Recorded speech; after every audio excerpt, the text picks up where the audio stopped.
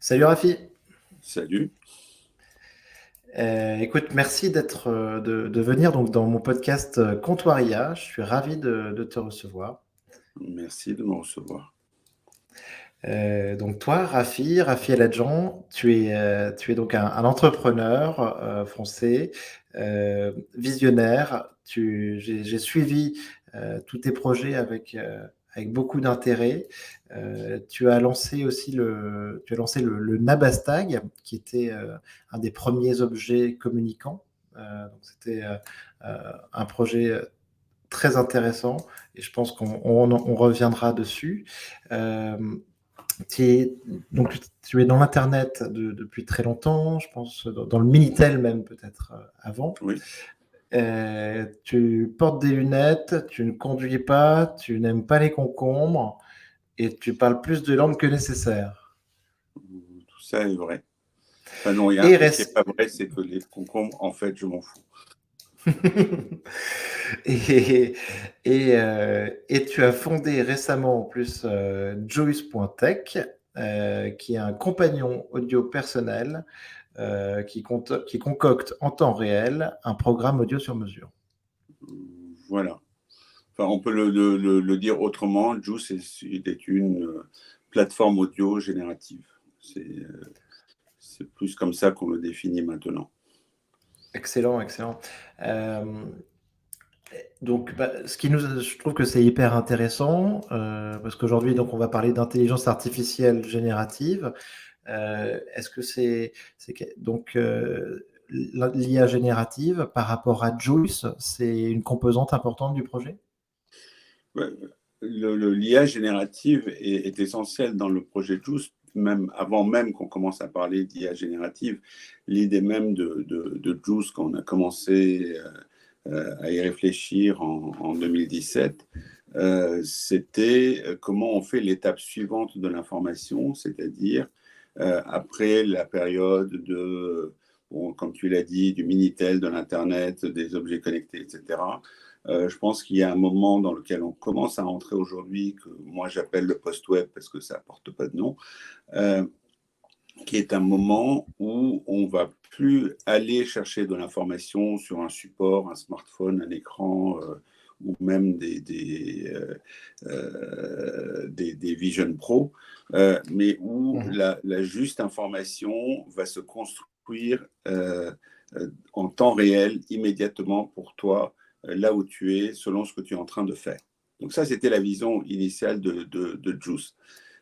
Et on Mhm. s'est dit que la meilleure façon de faire ça, de donner corps à cette réalité qui est je te construis un contenu, je te parle, je te donne l'info dont tu as besoin ici et maintenant, finalement, c'était l'audio parce que l'audio est disponible, parce que la base installée en termes d'équipement il est déjà là. Il y a 2 milliards d'AirPods ou d'AirPod-like installés dans le monde, sans compter les autoradios, les enceintes connectées, etc. Contrairement aux lunettes Mhm. connectées et autres casques de réalité augmentée, aujourd'hui, on a les moyens de faire en sorte que les gens reçoivent en temps réel l'info qu'il faut dans leurs oreilles, si ce n'est pas dans leurs yeux. Donc, c'était ça l'idée de tous. C'est comment on fait pour donner la bonne info au bon moment. Et ça, indépendamment d'une techno. C'est-à-dire que c'était la vision, elle était agnostique. Elle ne se disait Mhm. pas, on va faire de l'IA. L'idée, elle est partie de l'usage qui est celui que je viens de décrire. Et chemin faisant, évidemment, on a eu de plus en plus recours à l'IA. D'abord, l'IA pour tout ce qui concerne le NLP, parce que avant de dire quelque chose à quelqu'un, ben, il faut d'abord savoir quoi, et donc aller chercher dans la masse de documents, d'informations, d'infos, etc., quelle est l'info la plus pertinente et savoir faire le tri. Donc ça, c'était dès le début de Juice. Mhm. L'IA utilisée dans les technologies de rendering, principalement pour la création de voix de synthèse pour pouvoir rendre ces voix. Donc, on a commencé à fabriquer nos voix de synthèse, euh, Mhm. créer nos propres technos de reconnaissance vocale telles que nous en avions besoin parce que celles qui existent déjà ne faisaient pas le job dont on avait besoin. Ouais. Et avec la popularisation et et la mise à disposition des LLMs, Ouais. on a pu rentrer dans la dernière partie qui est la conception de contenu sur mesure en temps réel pour chaque utilisateur. Et pour Mmh. nous, c'est là que réside la véritable révolution des IA génératives. C'est que jusqu'à présent, quand on parle d'IA générative, en fait, on l'utilise pour...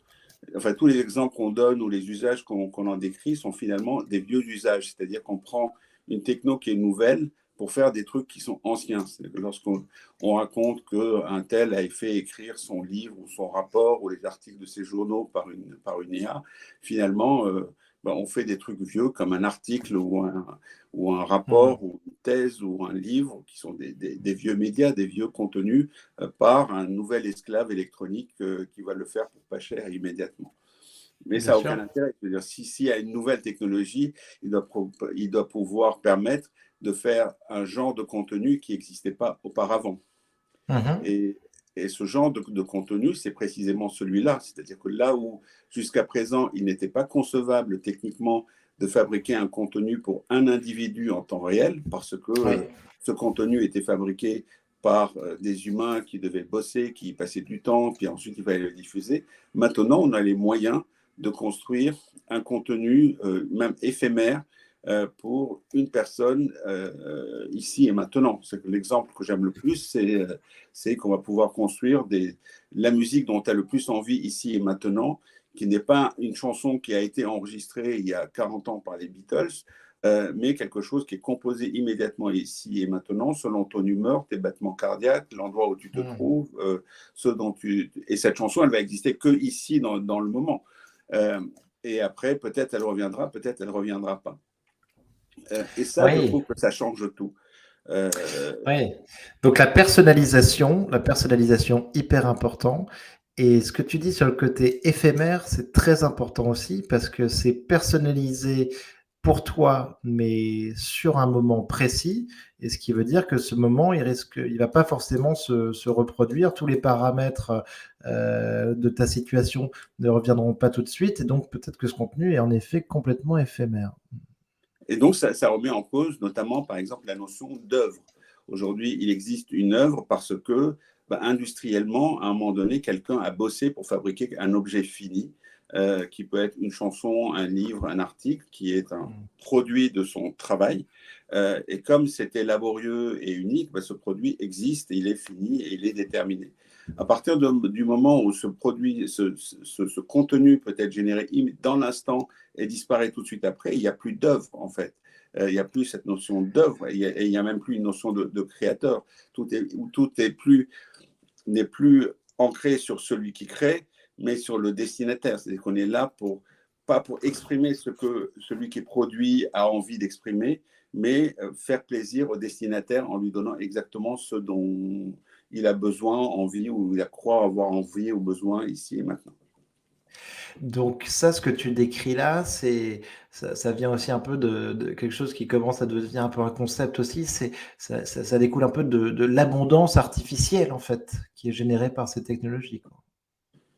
Et c'est aussi une solution à l'abondance, Mm. parce que tous les autres scénarios qu'on raconte, c'est-à-dire qu'on va utiliser les IA génératives pour construire, pour produire encore plus d'images, plus de films, plus de textes, plus de trucs. C'est le problème qui se pose aujourd'hui, quelle que soit la situation. Là où il y a le plus de pénurie, c'est le temps d'attention et la disponibilité des utilisateurs, qui est irrémédiablement limité parce que IA ou pas IA, on vit toujours 80 ans et il y a toujours 24 heures dans une journée. Donc le Mm. goulot d'étranglement, le facteur strict, c'est quand même le temps disponible.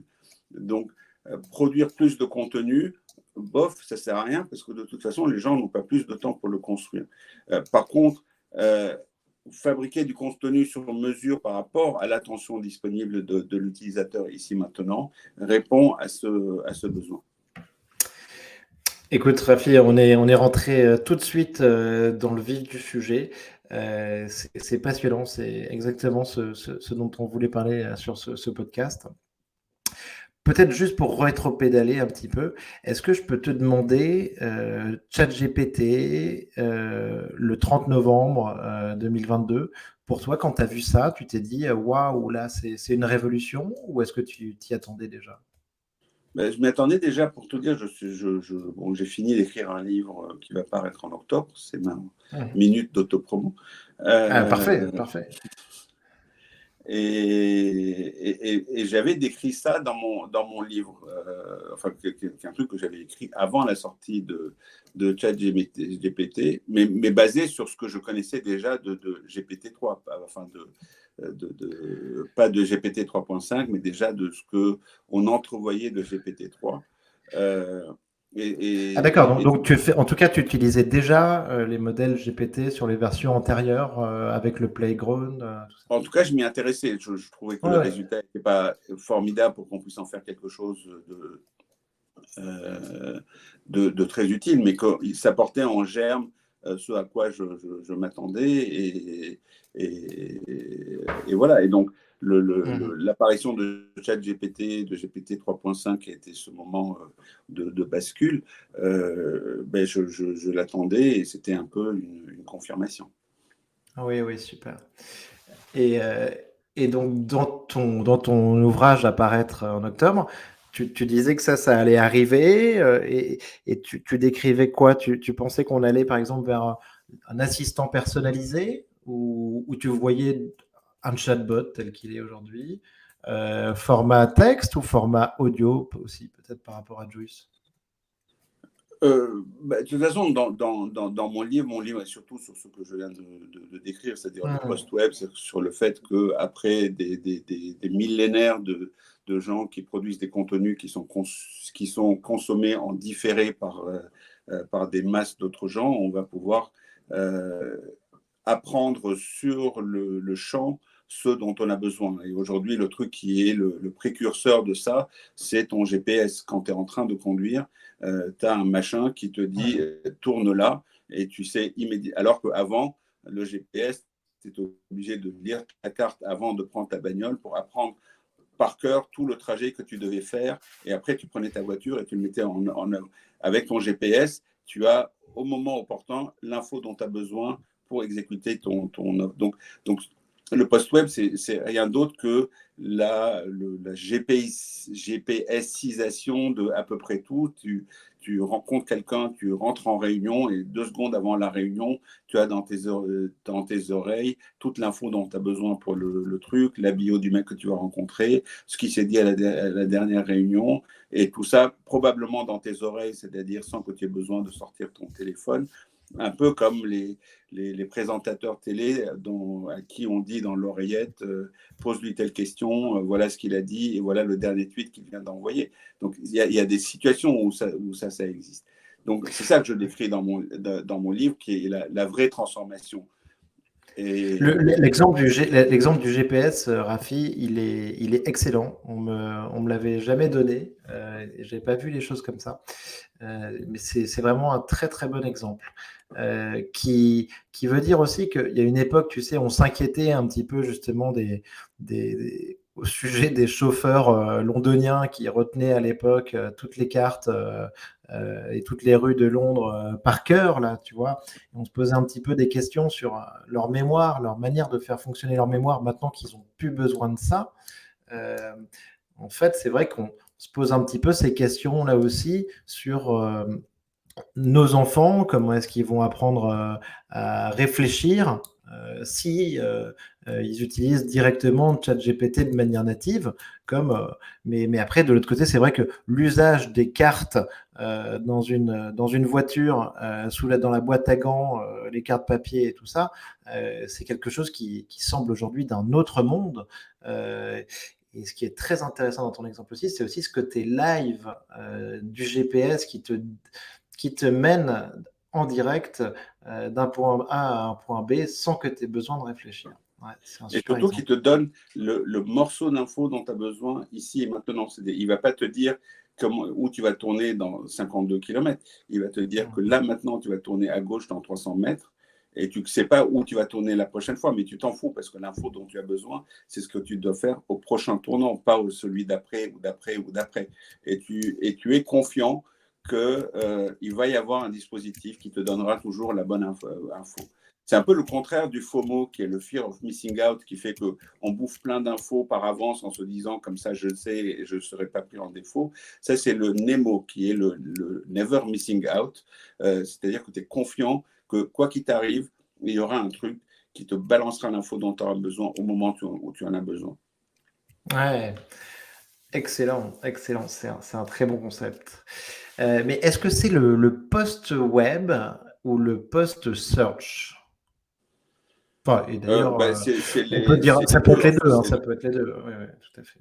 enfin, le post-web n'est pas une techno. Enfin, ce genre de bascule se fait par un faisceau de phénomènes parce qu'il y a ceux qui sont technologiques, c'est-à-dire que l'IA générative à elle toute seule ne suffit pas s'il n'y avait pas le hardware qui le supporte, par exemple. Parce que si tu avais ChatGPT sur ton téléphone, tu ne peux pas faire un GPS avec ton ChatGPT Ouais. sur ton téléphone. Tu ne vas pas sortir ton téléphone et lui dire « Et maintenant, je fais quoi ?» On voit bien que c'est ridicule. Par contre, le modèle GPT est une suite du modèle Search, c'est-à-dire qu'avant, à l'époque Google, on avait déjà ce truc de je me pose une question, je ne sais pas, je peux avoir la réponse rapidement, je peux avoir la réponse en allant sur Google, sauf que Google te balançait toute l'info disponible en disant tiens, démerde-toi avec ça. Oui, oui, Mais oui. du coup, ça n'en faisait pas un truc actionnable. C'est-à-dire que ça supposait que tu n'étais pas en train de faire quelque chose, que tu avais le temps de lire tout ce qu'on t'avait donné et de le digérer et de trouver dans toute l'info qu'il avait dégueulé le truc dont tu avais besoin. Ce que GPT peut faire, qui fait mal, mais qui pourrait faire, c'est d'aller lire tous les trucs et d'aller sortir dans toute cette botte de foin la bonne aiguille dont j'ai besoin. Je m'en fous, je ne suis pas là pour me cultiver, je suis là pour savoir la seule et unique bonne réponse dont j'ai besoin. Mais je suis tout à fait d'accord, Rafi. Donc, ça veut dire, en fait, parce que tu vois, c'est devenu même un métier pour plein de personnes dans des professions du tertiaire ou du service qui passent leur journée, en fait, à faire le tri entre des liens Google et ensuite à faire une opération de synthèse de cette information. Mais en fait, en effet, j'ai l'impression qu'on était depuis 20 ans dans l'arrêt. J'ai vu ça dans des gens de la Silicon Valley qui en parlaient vraiment dans cette génération du search. On cherche sur Google, mais on cherche aussi sur Expedia ou sur Kayak. On cherche un billet d'avion, on cherche sur OpenTable une table à réserver. En fait, on passe notre temps à faire du search. Et ce qui veut dire chercher, ça veut dire avoir plusieurs résultats et ensuite trouver celui qui est le meilleur en explorant. Et d'une certaine manière, ce qui se dit un petit peu en ce moment aussi, c'est est-ce que on passe pas donc du search à une course à l'intime, comme on le dit, race to intimacy, qui est aller vers un assistant personnel qui fait ce travail pour nous et qui nous donne la bonne réponse systématiquement, sans qu'on ait besoin de chercher. Oui, c'est exactement ça. Mais ce qui s'est passé quand même depuis le search, c'est que le search était une bonne étape. Au départ, il y avait Yahoo. Ouais. Avant Google, il y avait Yahoo. C'était l'époque où sur l'Internet, il n'y avait rien.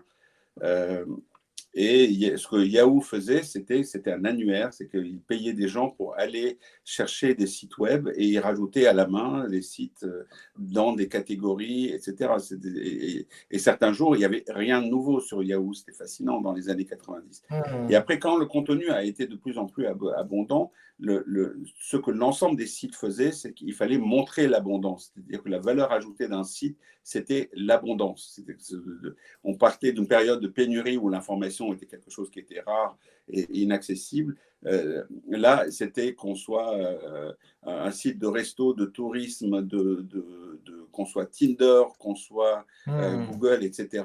Pour montrer qu'on était un bon service, il fallait montrer le maximum de contenu parce que c'est ça qui faisait ta force, c'est ça qui faisait que les gens avaient ce Ouais. sentiment-là. Mais sauf que maintenant, ça s'est d'une part, banalisé, c'est-à-dire que ça n'épate plus personne que tu aies des milliers de résultats. C'est contre-productif.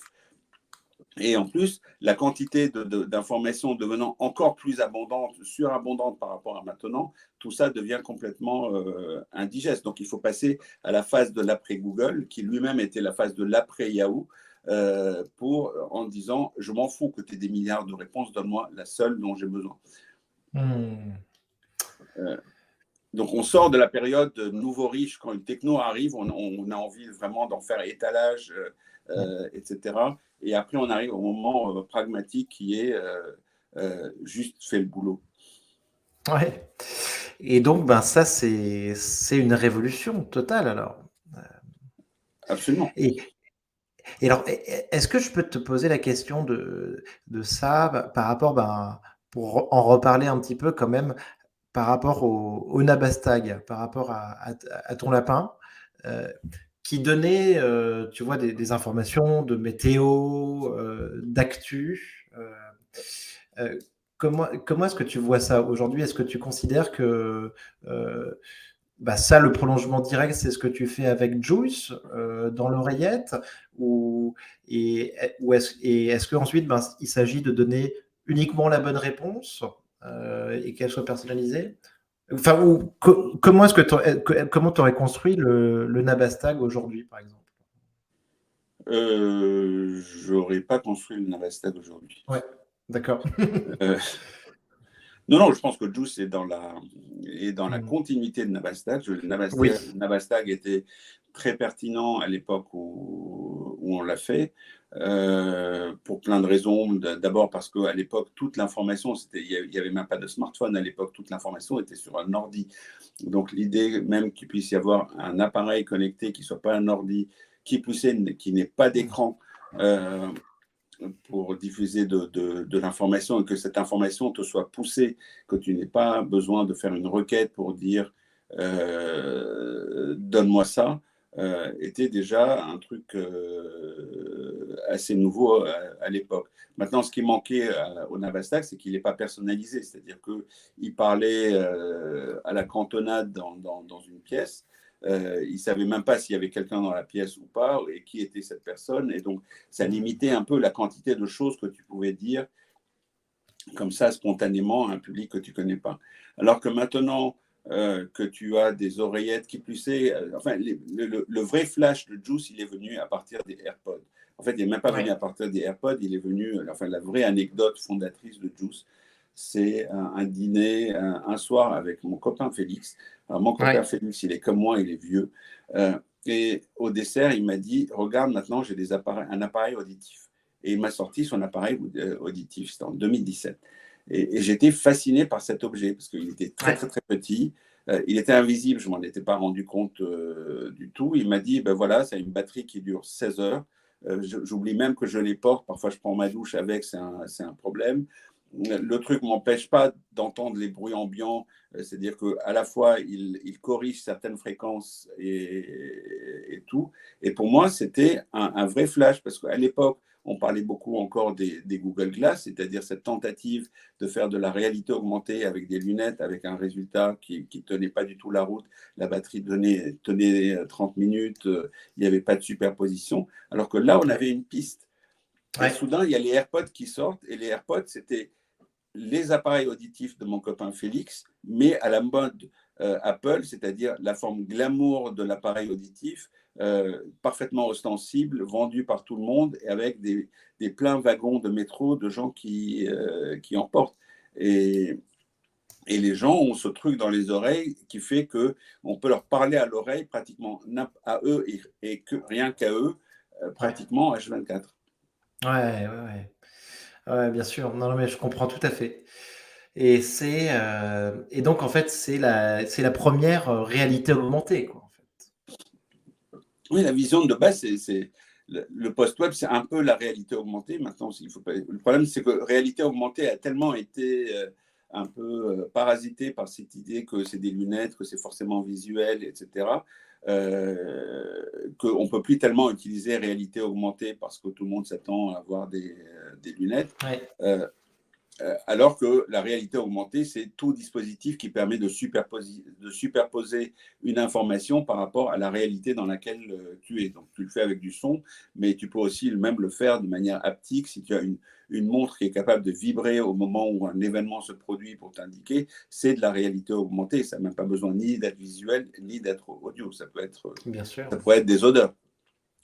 bien sûr. Oui, tout à fait, tout à fait. Et mais oui, non, c'est très intéressant cette réalité augmentée. Et mais en fait, oui, et pas pour que la réalité augmente bien, augmentée, elle fonctionne bien. C'est sûr que c'est clé de lui fournir en effet les bonnes informations au bon moment, parce qu'on va pas pouvoir en réalité augmentée te bombarder de toutes les informations présentes sur Google dans tes oreilles ou sur tes lunettes. Ce Voilà, tu serait passes hyper, et hyper, on va te hyper dire, voilà les agressif. 140 restos qu'il y a autour de toi, lequel tu veux. Mm. On va te Non, dire, mais je comprends très bien que ça va ensemble, en effet, que ce soit au niveau audio, au niveau visio. Si tu as une réalité qui se superpose à la réalité qui existe, IRL, il faut absolument qu'il y ait un tri, parce que sinon tu pètes un plomb. voilà, ce qui change, c'est que jusqu'à présent, on avait quelqu'un qui passait son temps à consommer de l'information. C'est que le moment où tu consommais de l'information était un moment exclusif. Tu te mettais en face d'un écran et tu faisais que ça. Alors que le post-web, c'est le fait que tu es en train de faire autre chose. Tu es en train de vivre ta vie, tu es en train de marcher, tu es en train de chercher un resto, tu es dans la rue, tu es en train de conduire, tu es en train d'aller dans une réunion, tu es en train de vivre, quoi. Et tu as l'info qui vient au milieu, qui vient enrichir une action. Donc, tu n'as pas 107 ans pour avoir toute l'info possible. Alors, ça change tout, y compris pour le fournisseur d'informations, ça change les business models, ça change pour le fournisseur d'informations, c'est assez confortable d'étaler une liste de 140 restos quand tu cherches un parce que tu n'as qu'une obligation de moyens. Tu dis, ben voilà 140 restos et si tu en choisis un dans lequel qui va t'empoisonner, ben finalement, c'est toi qui as choisi le resto et tant pis pour toi, tu as mal choisi. Mais si c'est moi qui... Et tu fais payer tout le monde en plus. Enfin, voilà. Et tu fais payer tout le monde. Mais si je te dis, voilà, c'est le meilleur choix pour ici et maintenant, et c'est pas bon, et en plus tu es empoisonné, j'ai une responsabilité, j'ai une obligation de résultat. Et là, même juridiquement, ça change un peu la donne sur donner un résultat par rapport à faire juste dire, il y a ça, démerde-toi. Et le deuxième truc, c'est que euh, si ton information est très précise et très limitée, ben, tous les business models qui sont basés sur le parasitisme, c'est-à-dire sur la pub qui va venir s'insérer entre des informations que tu donnes, comme tu en donnes Ouais. beaucoup, ben, tu as de la place pour mettre des trucs là-dedans, ça marche moins. Parce que tu as justement t'as beaucoup moins de gras dans ton message. Ton message doit être le plus petit possible. Donc, soit ton message est corrompu lui-même, c'est-à-dire que la seule info que tu donnes est elle-même publicitaire, tu as été payé pour, mais tu as intérêt à ce que ça soit bon. Et puis, tu risques de perdre ton client parce qu'à force, ça va se voir. Euh, et Ouais, ouais. donc, ça a l'air de rien. Il y a l'IA, c'est la partie technologique du truc, mais si tu regardes tous les effets en cascade de ce que ça veut dire de générer des contenus sur mesure en temps réel à quelqu'un, ben en fait, ça fait exploser à peu près tout. Ça fait tout exploser, ça fait exploser ce dont tu parles, la recherche d'un restaurant, la recherche d'un film, ça fait exploser les news aussi, hein, la manière dont on va consulter les informations autour de nous. On peut imaginer qu'elles vont être hyper localisées, hyper précises dans le temps, à un moment donné. Ouais, tout est modifié. Et même pour aller dans la partie dark de l'Internet qui ne va pas disparaître. Aujourd'hui, on est dans un monde totalement plus polarisé où les gens se retrouvent par groupe, par opinion, voire dans des trucs type QAnon où un groupe de gens croient à une théorie donnée et sont capables de prendre d'assaut le Capitole. Si tu pouvais générer un message unique pour chaque individu, tu pourrais générer une conspiration différente pour chaque individu. Donc, tu aurais autant de conspirations que d'individus. Ça resterait des conspirations, mais tu n'aurais plus un effet de masse. C'est que tu aurais 5000 personnes, 5000 conspirations différentes, 5000 croyances différentes. Et il faut voir ce que ça représente, je veux dire, cet éclatement social où chacun a des croyances, des histoires, des contenus qui sont individualisés. Est-ce que tu penses qu'on va avoir une coexistence un petit peu donc du web tel qu'il est aujourd'hui et de l'intelligence artificielle est-ce que les deux vont continuer à coexister? Notamment, je parlais de toi sur Juice, sur les oreillettes. Dans ton usage, tu vas faire certaines choses avec Juice, avoir des informations, mais de l'autre côté, tu continues à surfer sur le web. Oui, probablement. C'est que, enfin, tu vas surtout avoir une part des informations qui sont push, qui vont venir spontanément vers toi selon ce que tu es en train de faire, etc. Et à d'autres moments où une information pull où toi, tu vas t'asseoir tranquillement en face d'un écran ou de quoi que ce soit et dire donne-moi ça ou j'ai envie de faire ça ou parce que j'espère qu'on va continuer à être créatif et à faire des trucs et pas uniquement consommer ce que l'IA aura conçu pour nous. Oui, bien sûr. Est-ce que tu as peur des deepfakes, de tous les contenus qui vont être générés par nous, en fait, en utilisant l'IA comme un outil, mais de temps en temps, on va avoir des difficultés en fait à savoir si un contenu est réel ou pas. Est-ce que ça, c'est quelque chose qui te fait peur?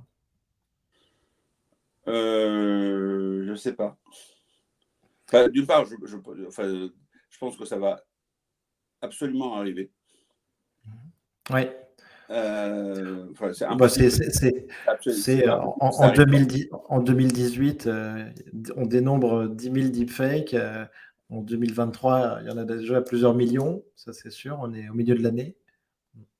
Mais après, par rapport à l'impact d'un deepfake, c'est pas la même chose si tu crées un deepfake différent pour chaque personne qu'un deepfake pour 100 000 personnes qui y croient. Bien sûr, bien sûr. Et donc, selon qu'il est créé pour une seule personne ou pour 100 000 personnes, les faits et les dangers et les méfaits ne sont pas les mêmes.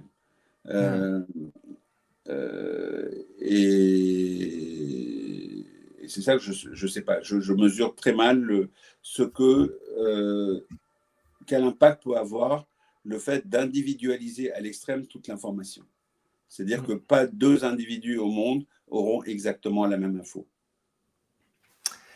Ouais, ça va être.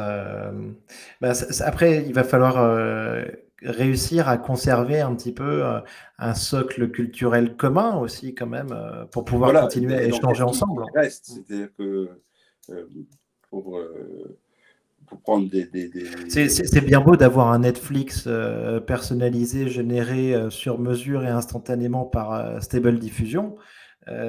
Mais en l'occurrence, les gens aiment bien échanger ensemble, discuter de la dernière série qu'ils ont vue.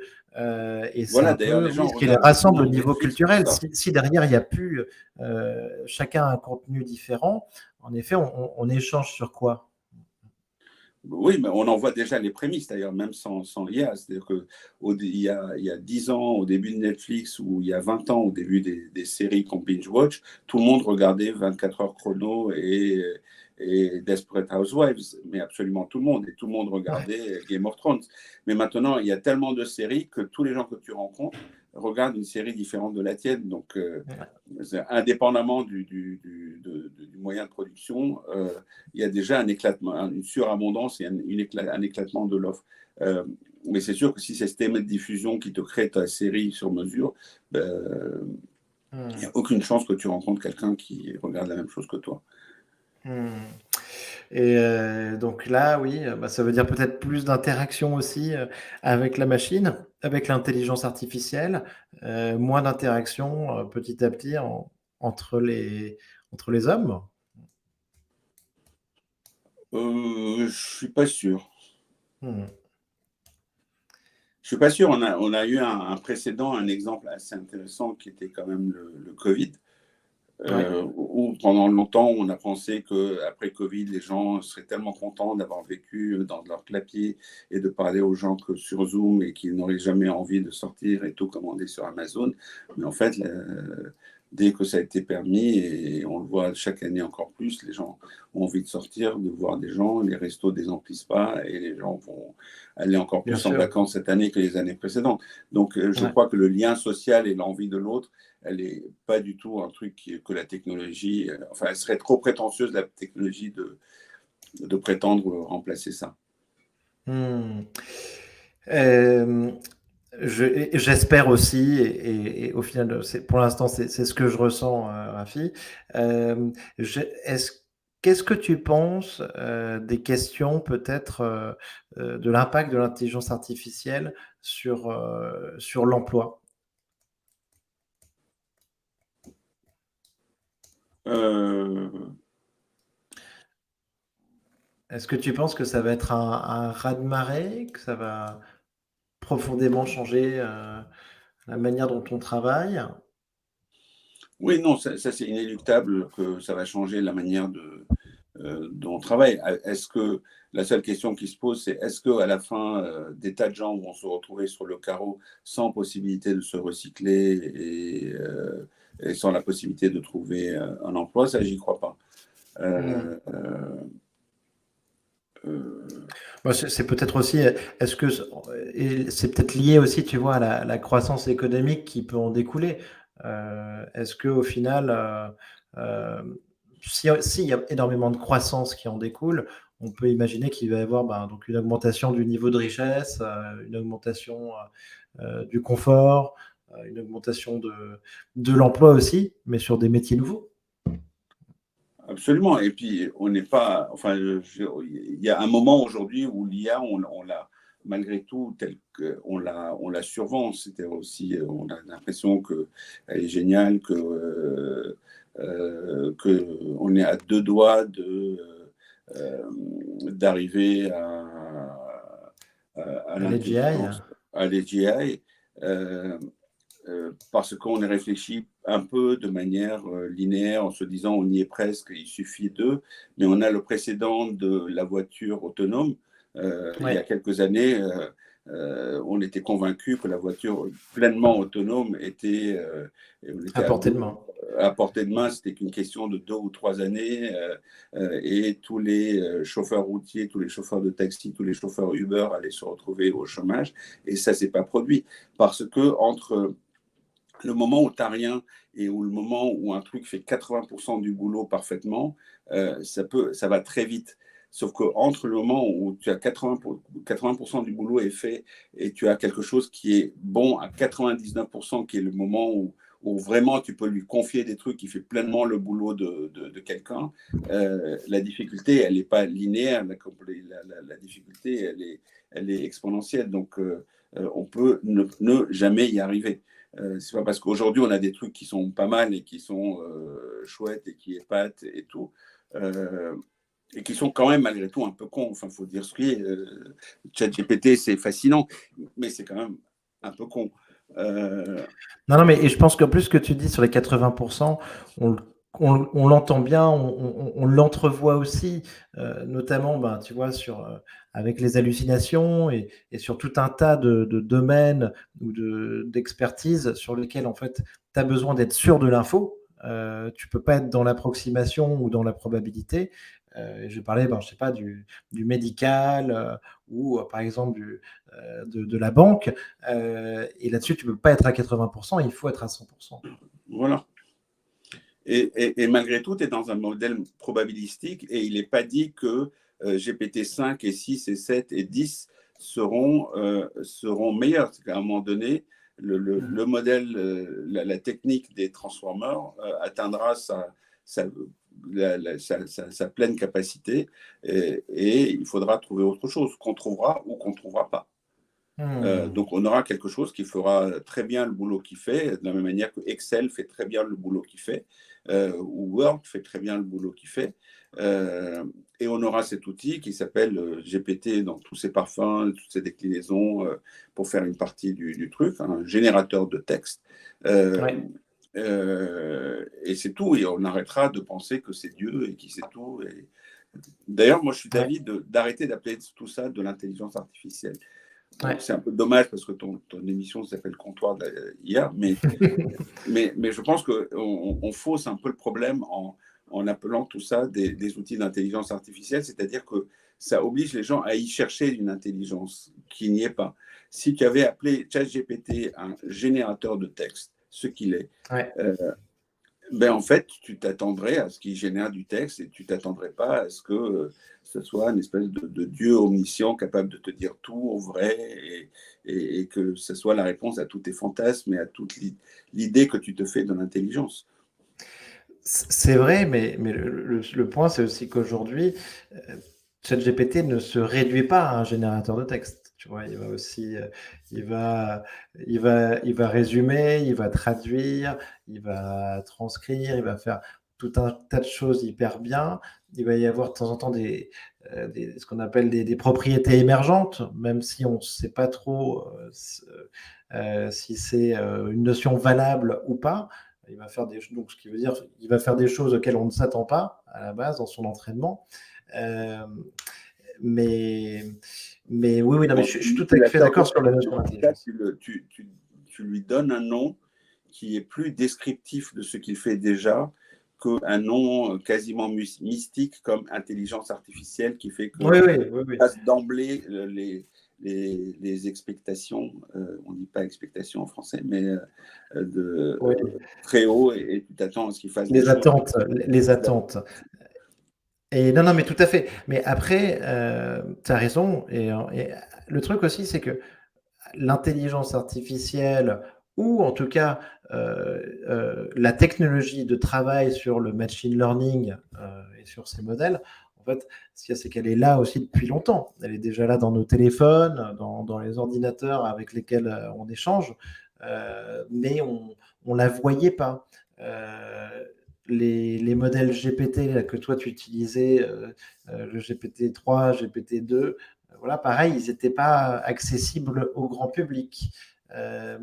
Et donc, la révolution, elle est là surtout, en fait. C'est qu'on a quelque chose de tangible qui remplit des fonctions qui nous semblent complexes, mais comme une calculatrice le faisait précédemment, et des fonctions qui correspondent un petit peu à des fonctions cognitives supérieures de calcul, et là, on va dire de langage. Et là, le langage, il a été hacké par ChatGPT, et ça, c'est bluffant. Et donc, oui, on met l'intelligence face à ça. Je suis d'accord, c'est pas forcément le bon terme, mais parce que ça nous fait réfléchir aussi sur notre manière de penser, quoi. Oui, l'autre révélateur qui était intéressant sur ChatGPT d'ailleurs, c'est que, en vrai, le vrai métier de ChatGPT, c'est générateur de banalité. Parce que ce qui frappe le plus dans ce que GPT écrit, c'est la grande banalité de ce qu'il écrit. Sur tous les sujets, il écrit la version la plus conventionnelle et la plus banale Et pourquoi il écrit la version la plus banale de l'histoire? Parce qu'il a été nourri par la version la plus banale. Ça veut dire que juste avant, il y avait des milliers de gens qui étaient payés et dont le boulot était de produire des textes d'une grande banalité, dont il a été nourri et qui ont été un peu statistiquement la version la plus banale du truc. Donc, ce qui est intéressant avec GPT, c'est c'est le révélateur de ce qui se passait avant. S'il se comporte comme ça, c'est que Bien sûr. En fait, bien sûr, c'est qu'on cherchait le plus banal pour plaire au plus grand nombre, en fait. Moi, je suis pour qu'on rebaptise GPT générateur de banalité, mais tu vas me dire qu'il fait plus que ça. GDB, voilà. et et alors, j'aimerais avoir un peu ton avis, Rafi, aussi, euh, sur comment est-ce que tu vois comment est-ce que tu imagines les conséquences sur notre réflexion quand on va un peu de ce que tu disais tout à l'heure du FOMO au NEMO, quand on utilise uniquement un GPS, quand on utilise la calculatrice, tous ces outils, et qu'on passe plus vraiment par des étapes, par les mêmes étapes, les étapes traditionnelles aujourd'hui en tout cas, pour apprendre à penser, à réfléchir. Euh, quelles vont être pour toi les conséquences un petit peu au niveau de l'éducation, de la société? Euh, je ne sais pas, par exemple, ce que va devenir la créativité dans un Ouais, contexte comme ça. Parce qu'aujourd'hui, la créativité, quel que soit le sens qu'on donne à la créativité ou lequel il vient de l'excédent de savoir que tu as. C'est-à-dire que tu apprends plein de choses et que tu apprends un peu de manière accidentelle, disparate, par sérendipité, etc. Et après, à un moment donné, tu te dis, tiens, mais si je mélangeais ça avec ça, etc., et tu crées un truc nouveau. ouais, Euh, Si on ne te délivrait que l'info dont tu as besoin au moment où tu as besoin, tu n'as aucun excédent, tu n'as aucun truc. Ton info, elle devient purement utilitaire et tu n'as plus cette espèce de grenier de savoir que tu accumules. Euh, et on s'en rend compte déjà aujourd'hui dans les générations plus jeunes. Ça y est, je vais faire mon vieux con, mais euh, il y a une expression que les jeunes utilisent aujourd'hui, que nous, on n'utilisait pas, c'était je sais pas, j'étais pas né. C'est-à-dire, quand on ouais, parle, par exemple, d'un chanteur ou d'un truc ou d'un film, c'est-à-dire qu'on considère que ce qui n'est pas contemporain à toi, c'est-à-dire que ce qui n'est pas, qui est pas produit pendant que tu étais en train de regarder, tu n'as pas à le connaître. C'est-à-dire que les choses arrivent en temps réel, rien que pour toi. Alors que nous, on a cherché, je connais des tas de choses qui sont produites ou avant que je ne naisse. Et donc, si tu as uniquement des contenus de l'instant ou que l'info dont tu as besoin ici et maintenant, à partir de quels matériaux tu vas stimuler ton imagination pour créer des choses nouvelles. bien sûr, bien sûr. Oui, oui, ça c'est une bonne question et c'est ce qui fait peur un petit peu.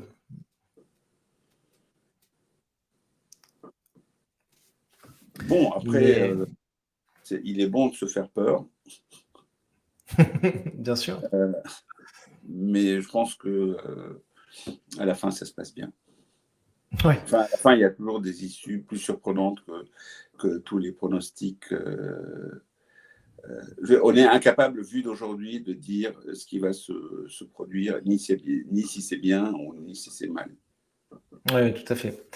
Euh, Est-ce que pour toi, l'intelligence artificielle générative ou les générateurs de banalités génératifs peuvent nous conduire quand même à des possibilités, des découvertes importantes dans les années qui viennent?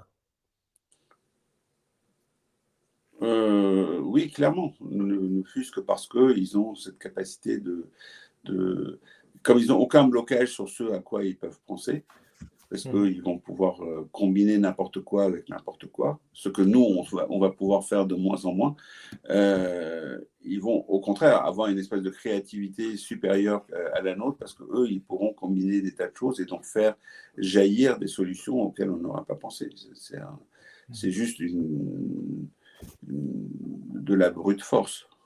Hmm. Oui, oui, tout à fait.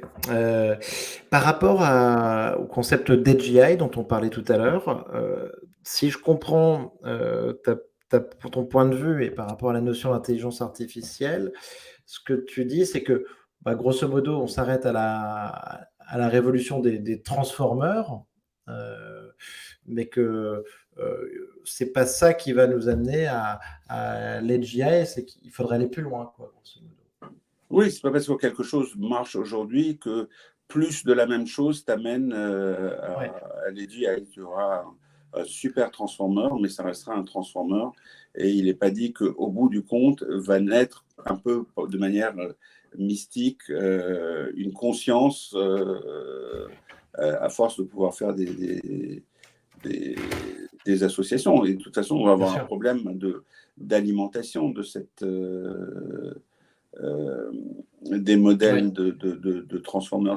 Une fois qu'on lui a donné à manger tout ce qui est déjà produit, bah, avec quoi on va le nourrir pour aller plus loin. Oui, mais alors tu vois Mais là-dessus, sinon, par ce que lui-même aura produit, et là, tu seras dans un truc consanguin. en vase clos, consanguin en vase clos. Et après, non, mais moi je pense qu'il y a encore, on verra, mais donc peut-être que c'est la question de la scalabilité du modèle, en effet. Est-ce que le faire grossir encore au niveau des paramètres, ça peut nous amener beaucoup plus loin? Mais après, là, on a quand même travaillé pour l'instant beaucoup, vu les résultats tout du moins sur les modèles de texte. Je pense que tu vois, toutes les données, photos, vidéos surtout, qui existent hein, sur YouTube, sur Instagram, TikTok, ça va être aussi des données intéressantes à mettre dans ces modèles, quoi. Mais est-ce que ça Euh, amène à l'AGI? Écoute, ça, je ne sais pas. Je ne sais pas. Mais si tu regardes, en tout cas, OpenAI, c'est un petit peu ce qu'ils cherchent et ce qu'ils annoncent, grosso modo, d'ici quelques années. Mais je ne connais pas leur plan, donc non plus de l'intérieur. Oui, mais ce qu'OpenAI communique, de toute façon, est par nature faussé. De Ouais. manière générale, ce que l'industrie communique sur ce qu'elle fait est par nature faussé parce que tu as intérêt en tant que maître du monde de l'AI de continuer à faire croire que tu vas rester le maître du monde longtemps. Et en ça, vraiment, le précédent des voitures autonomes était le même. Quand Tesla survendait son autopilot en disant que son autopilot était à 2 minutes de devenir vraiment un autopilot, alors qu'il n'était pas du tout, de toutes ces Tu as boîtes raison, qui tu as sont raison. montées pour Uber au même moment qui faisait la même chose, ou c'était Waymo, fou, hein. etc. Et Donc, Waymo. elles sont où et à un moment Ouais. donné, tu as besoin de faire ces annonces, y compris des annonces dystopiques, c'est-à-dire des annonces du type tous les chauffeurs routiers, les 18 millions de chauffeurs routiers, enfin, c'était un nombre hallucinant de Mmh. chauffeurs routiers qui n'y a pas d'ailleurs, qui allaient se retrouver au chômage à cause de ça. Si c'est toi qui fais la techno, la dystopie te sert. Bien sûr, bien sûr. Et non, non, mais tout à fait. Et ça, c'est des marchés, c'est des logiques financières de marché qui Donc, sont, il faut essayer de qui se sont faire très claires.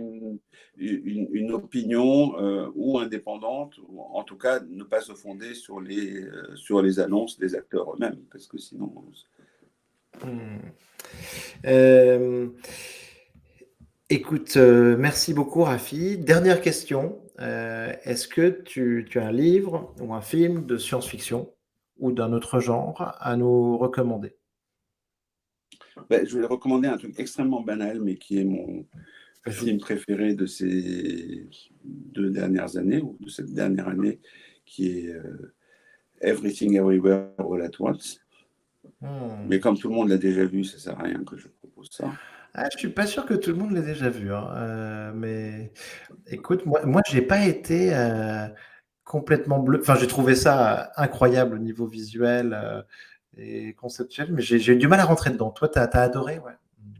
Ben, moi, en tout cas, conceptuellement, c'est exactement le truc, ce- cette notion de vivre plusieurs vies en parallèle et d'être plusieurs choses en Ouais, parallèle, etc. J'ai trouvé ouais. ça formidable. Bon, après, c'était un peu relou à la fin. Euh, le, le film, en tant que film, finit par être un peu trop long, etc. Mais malgré tout, c'était bien. Et puis, ça sortait du modèle hollywoodien classique aussi. Oui, oui, oui, totalement, totalement. Non, non, je suis d'accord, c'était quand même un film très intéressant. Voilà, voilà, ce côté what the fuck était une façon aussi intéressante de voir le truc. Génial. Et alors, et Rafi, donc tu me disais que tu sors un livre en octobre. Alors en plus, on n'a même pas préparé ça.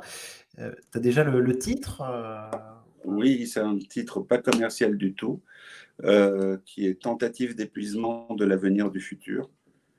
Ok. C'est un livre pas du tout excitant, parce qu'en fait, c'est l'histoire de Saint Jérôme de Stridon qui a vécu au IIIe siècle et qui est un des pères de l'Église et qui est l'auteur de la Bible en latin. Alors on se dit, mais d'où Saint Jérôme? C'est peut-être le point de départ d'un livre sur la techno. Saint Jérôme, on raconte qu'il avait un truc particulier, c'est qu'il connaissait par cœur tous les livres de son époque. Donc il avait Ah oui. stocké dans sa tête tous les livres de son époque. Et il y en avait beaucoup des livres à son époque. Après, que ce soit vrai ou pas, c'est pas grave, c'est une belle histoire. Mais imagine que tu as tous les livres, c'est-à-dire toute la connaissance du monde dans ta tête. C'est-à-dire que tu te mets en mode avion et tu peux accéder à tout ce dont tu as besoin. Tu te fais des requêtes dans ta tête, c'est immédiat, imperceptible, tu n'as pas de réseau, tu n'as pas d'interface, tu n'as pas de machin, tu sais tout. Ouais.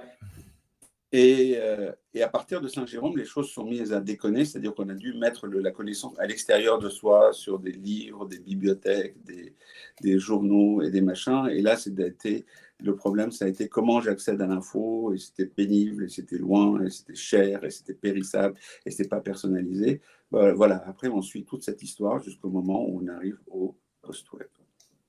Ah, excellent. Bah, écoute, on Et au va, on d'ailleurs, va Saint suivre Jérôme avec attention. 2.0. Au Saint-Jérôme 2.0. Où à Ouais, nouveau, ouais, tu as super. toute la connaissance du monde qui vient dans ta tête au moment où tu en as besoin. Ah bah écoute, génial, génial. Bah écoute, on va suivre ça avec beaucoup d'intérêt. Je suis sûr que ça va être super. Merci beaucoup, merci Rafi d'être venu dans cette émission. C'était un plaisir. Merci de m'avoir supporté.